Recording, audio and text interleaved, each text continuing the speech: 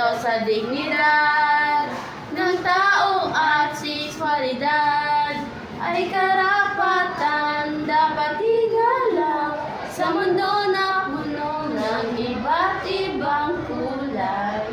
Sexualidad ay mahalaga, dapat igagalang. Ito ay pahalaga, mahalaga ang pagrespeto sa bawat isa. Dapat ito ipaglaban.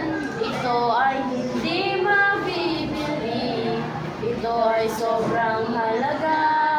Kaya tayo ay magrespeto sa bawat isa. Lalaki man o babae, dapat irespeto.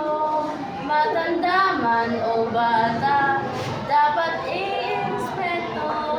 Tayo ay magkakaisa at magtutulungan dahil tayo ay magkakonekta.